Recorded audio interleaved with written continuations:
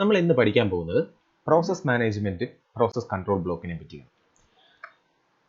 എന്താണ് പ്രോഗ്രാം, എന്താണ് process? Program എന്ന് പറയുന്നത് set of instruction that are used to perform a particular task. ഒരു ടാസ്ക് ചെയ്യാൻ വേണ്ടി നമ്മൾ യൂസ് ചെയ്യുന്ന സെറ്റ് ഓഫ് ഇൻസ്ട്രക്ഷനെയാണ് നമ്മൾ എന്ന് വിളിക്കുന്നത് പ്രോഗ്രാം എന്ന് വിളിക്കുന്നത്. പ്രോസസ് എന്ന് പറയുന്നത് ഒരു പ്രോഗ്രാം എക്സിക്യൂഷനിൽ വന്നു കഴിഞ്ഞ് കഴിഞ്ഞാൽ അതിനെയാണ് നമ്മൾ പ്രോസസ് എന്ന് വിളിക്കുന്നത്. അപ്പോൾ എന്താണ് ആക്റ്റീവ് എൻറ്റിറ്റി? യഥാർത്ഥത്തിൽ ആക്ച്വൽ ഓപ്പറേഷൻ നടക്കുന്നത് എപ്പോഴാണ്? പ്രോസസ് ആകുമ്പോഴാണ് ആക്ച്വൽ എക്സിക്യൂഷൻ നടക്കുന്നത്. അതുകൊണ്ട് ആക്റ്റീവ് എൻറ്റിറ്റി എന്ന് പറയുന്ന പ്രോസസ്സും, അതായത് പാസീവ് എൻറ്റിറ്റി, അതായത് ഇൻആക്റ്റീവ് എൻറ്റിറ്റി എന്ന് പറയുന്നത് എന്താണ്? പ്രോഗ്രാമുമാണ്.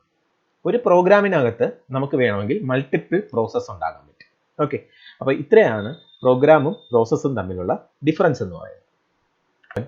Process States. എന്തൊക്കെയാണ് ഒരു പ്രോസസ്സിൻ്റെ സ്റ്റേറ്റ്? നമ്മളൊരു പ്രോഗ്രാം എഴുതി എന്ന് വിചാരിക്കും. ഒരു ഹലോ വേൾഡ് പ്രോഗ്രാം നമ്മൾ എഴുതി. അത് നമ്മൾ എവിടെയാണ് കാണപ്പെടുന്നത്?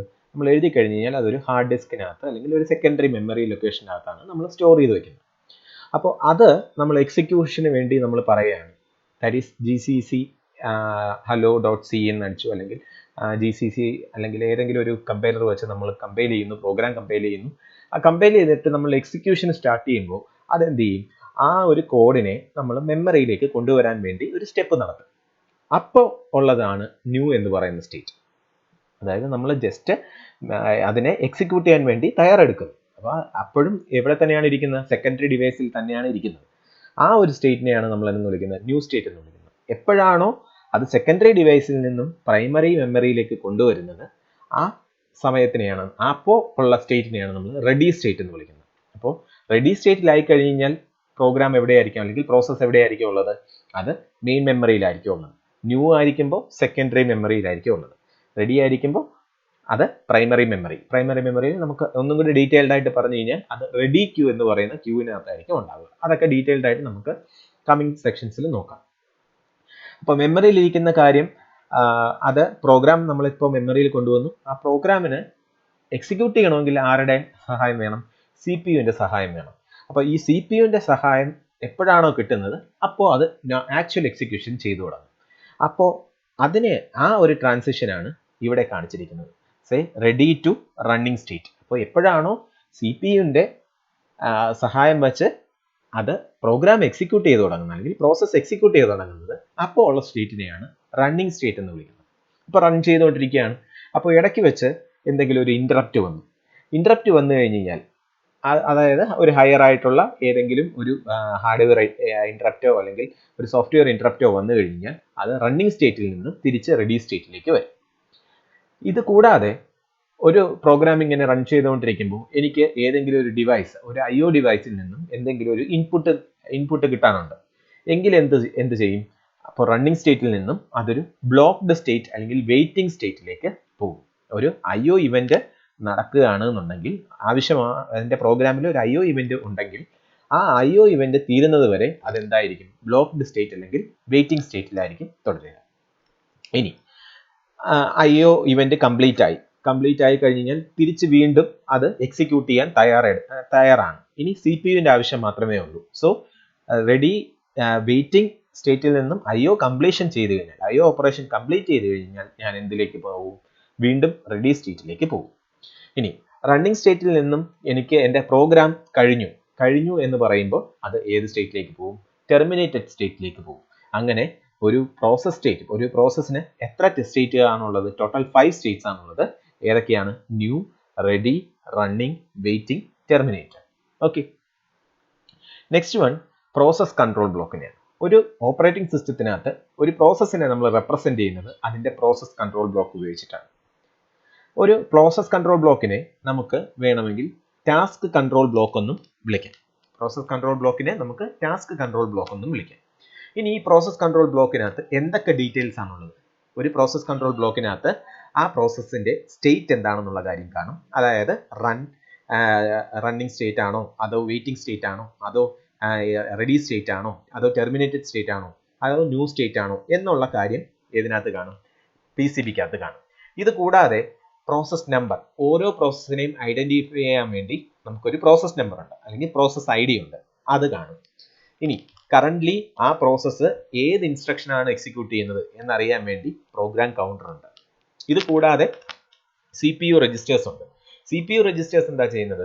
ഇന്റർമീഡിയറ്റ് ആയിട്ടുള്ള വാല്യൂസ് വരും, അല്ലെങ്കിൽ ആ പ്രോസസ്സ് ഏതൊക്കെ രജിസ്റ്റേഴ്സ് യൂസ് ചെയ്തിട്ടാണോ വർക്ക് ചെയ്യുന്നത് ആ രജിസ്റ്റേഴ്സിന്റെ എല്ലാം ഡീറ്റെയിൽസ് ഏതിനകത്ത് കാണും? PCBക്കകത്ത് കാണും. ഇത് കൂടാതെ CPU ഷെഡ്യൂളിംഗ് ഇൻഫർമേഷൻ കാണും. ഈ CPU ഷെഡ്യൂളിങ്ങിനെ പറ്റി നമുക്ക് ഡീറ്റെയിൽഡ് ആയിട്ട് പിന്നെ നോക്കാം. ഇപ്പോൾ ഷെഡ്യൂളിംഗ് ഇൻഫർമേഷൻ എന്ന് പറഞ്ഞു കഴിഞ്ഞാൽ ആ പ്രോസസ്സിന്റെ പ്രയോറിറ്റി എത്രയാണ് എന്നുള്ള കാര്യങ്ങളൊക്കെ എന്തിനകത്ത് കാണും? PCBക്കകത്ത് കാണും. ഇനി മെമ്മറി മാനേജ്മെന്റ് ഇൻഫർമേഷൻ എന്ന് പറയുമ്പോൾ അതിന്റെ ബേസ് രജിസ്റ്ററിന്റെ വാല്യൂ എന്താണ്, ലിമിറ്റ് രജിസ്റ്ററിന്റെ വാല്യൂ എന്താണ്, സെഗ്മെന്റേഷൻ ടേബിൾ എവിടെയാണ് കിടക്കുന്നത്, അല്ലെങ്കിൽ പേജിംഗ് ടേബിൾ എവിടെയാണ് കിടക്കുന്നത്, ഇങ്ങനെയൊക്കെ ഉള്ള കാര്യങ്ങളാണ് അവിടെ പറയുന്നത്. ഈ കാര്യങ്ങളെല്ലാം എന്താണ് എന്നുള്ള കാര്യം നമുക്ക് വരുന്ന ലെക്ചർ പോർഷൻസിൽ നോക്കാം. ഇപ്പോൾ ജസ്റ്റ് അറിഞ്ഞിരുന്നാൽ മതി, ഈ ഒരു കാര്യങ്ങളെല്ലാം പ്രോസസ് കൺട്രോൾ ബ്ലോക്കിനകത്ത് കാണും. ഇനി അക്കൗണ്ടിങ് ഇൻഫർമേഷൻ, ഈ ഒരു പ്രോഗ്രാം എക്സിക്യൂട്ട് ചെയ്യാൻ എത്ര CPU ടൈം വേണം, അങ്ങനെയൊക്കെയുള്ള ഡീറ്റെയിൽസ്. ഇനി IO സ്റ്റാറ്റസ് ഇൻഫർമേഷൻ, ഇത് എക്സിക്യൂട്ട് ചെയ്യണമെങ്കിൽ ഏതൊക്കെ IO ഡിവൈസസിന്റെ ആവശ്യമുണ്ട് എന്നൊക്കെ ഉള്ള കാര്യങ്ങളെല്ലാം ഏതിനകത്ത് കാണും? PCB എന്ന് പറഞ്ഞൊരു സെക്ഷനകത്ത് കാണും. അപ്പോൾ പ്രോസസ് ക്രിയേഷനെ പറ്റി പഠിക്കാം. ഒരു പ്രോസസ്സ് എങ്ങനെയാണ് ക്രിയേറ്റ് ചെയ്യുന്നത്? ഫോർക്ക് എന്ന് പറയുന്ന ഒരു സിസ്റ്റം കോൾ ഉപയോഗിച്ചാണ് നമ്മൾ എന്ത് ചെയ്യുന്നത്? ഒരു പ്രോസസ്സിനെ ക്രിയേറ്റ് ചെയ്യുന്നത്. അപ്പോൾ ഞാനൊരു പ്രോഗ്രാമിൽ നിൽക്കുകയാണ്. ആ പ്രോഗ്രാം എന്ന് പറയുന്നതാണ് പാരന്റ് പ്രോസസ്സ് എന്ന് വിളിക്കുന്നത്. ഓക്കെ, ആ പാരന്റ് പ്രോസസ്സ് വെച്ച് ഞാൻ ഫോർക്ക് വിളിക്കുകയാണെന്ന് വിചാരിക്കുക. അപ്പോൾ എന്ത് സംഭവിക്കും? ഒരു ചൈൽഡ് പ്രോസസ്സ് ഉണ്ടാവും. ഒരു പാരന്റ് പ്രോസസ്സിൽ വെച്ച് ഞാൻ ഫോർക്ക് വിളിച്ചു കഴിഞ്ഞാൽ ഒരു ചൈൽഡ് പ്രോസസ്സ് കൂടെ ഉണ്ടാവും. അപ്പോൾ ടോട്ടൽ എത്ര പ്രോസസ്സ് ഉണ്ടായി? Total parent process 1, child process 1, total 2 പ്രോസസ്സാണ് അവിടെ ഉള്ളത്. ഇനി ചൈൽഡ് പ്രോസസ്സ് പാരന്റ് പ്രോസസ്സിന്റെ എന്തൊക്കെ റിസോഴ്സസ് യൂസ് ചെയ്യാം?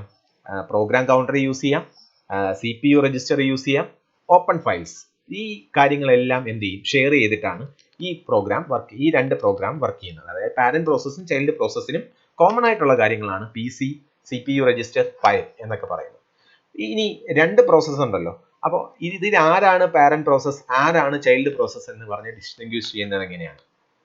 അത് ഫോർക്ക് വിളിക്കുമ്പോൾ, ഫോർക്ക് കോൾ ചെയ്യുമ്പോൾ നമുക്കൊരു പോസിറ്റീവ് വാല്യൂ ആണ് കിട്ടുന്നതെങ്കിൽ, ഇപ്പൊ ഫോർക്ക് ഗ്രേറ്റർ ദാൻ 0 ആണ് നമുക്ക് കിട്ടുന്നതെങ്കിൽ അത് പാരന്റ് പ്രോസസ്സ് ആയിരിക്കും.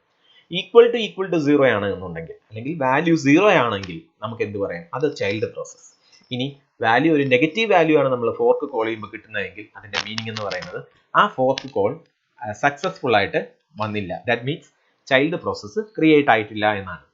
ഇനി ഏറ്റവും ഇമ്പോർട്ടൻ്റ് ആയിട്ടുള്ള പോയിന്റ് എന്ന് പറയുന്നത്, ഞാനൊരു പ്രോഗ്രാമിനകത്ത് n ടൈംസ് ഫോർക്ക് കോൾ ചെയ്യാം എങ്കിൽ അതിൻ്റെ അകത്ത് 2n പ്രോസസ്സ് ഉണ്ടാവും, 2n - 1 ചൈൽഡ് പ്രോസസ്സ് ഉണ്ടാവും. ഓക്കെ, 2n - 1 ചൈൽഡ് പ്രോസസ്സ് ഉണ്ടാവും.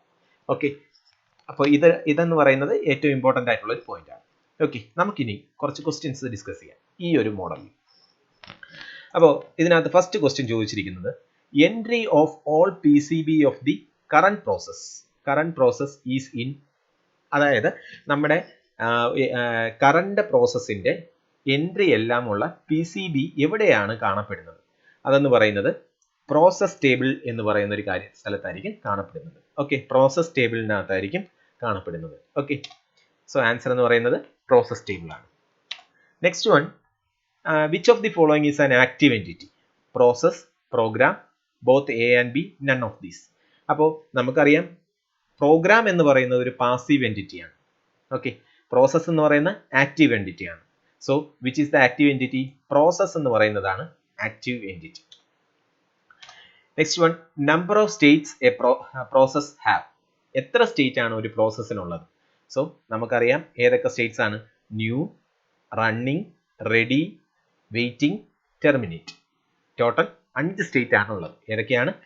New, ready, running, waiting, terminate എന്ന് പറഞ്ഞ 5 സ്റ്റേറ്റ്സ്. നെക്സ്റ്റ് ക്വസ്റ്റ്യൻ നമുക്ക് നോക്കാം. മെയിൻ ഫംഗ്ഷൻ്റെ അകത്ത് നമ്മൾ ഒരു ഫോർക്ക് കോൾ ചെയ്യുകയാണ്. Fork greater than 0, sleep 100. അപ്പോൾ ഇവിടെ ഇതിൽ നിന്ന് നമുക്ക് ഫോർക്ക് ഗ്രേറ്റർ ദാൻ 0 ഈ ഒരു സാധനത്തിൽ നിന്ന് നമുക്ക് മനസ്സിലായത് ഇതൊരു പാരന്റ് പ്രോസസ്സാണ്. പാരന്റ് പ്രോസസ്സിൻ്റെ അകത്താണ് നമ്മൾ സ്ലീപ്പ് വിളിച്ചിരിക്കുന്നത്. ഓക്കെ, ഇനി നമുക്ക് നോക്കാം ഇതിൻ്റെ ഓപ്ഷൻസ് എന്തൊക്കെയാണ്. A zombie process, a process that execute for hour, an orphan process, all of these.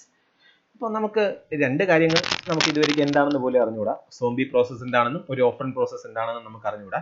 പക്ഷേ A process that execute for ever, അപ്പോൾ അൺഎൻഡിങ് ആയിട്ട് അത് എക്സിക്യൂട്ട് ചെയ്യണം. അപ്പോൾ ഇവിടെ നോക്കുക, ഈ 4 <0 ആണെന്നുണ്ടെങ്കിൽ 100 എന്താണ് മില്ലി സെക്കൻഡ് സ്ലീപ്പ് ചെയ്യാൻ പറയും, അല്ലെങ്കിൽ 100 യൂണിറ്റ്സ് ഓഫ് ടൈം സ്ലീപ്പ് ചെയ്യാൻ പറയും. അപ്പോൾ 100 യൂണിറ്റ്സ് ഓഫ് ടൈം കഴിയുമ്പോൾ എന്ത് സംഭവിക്കും? അത് എക്സിറ്റ് ആവും.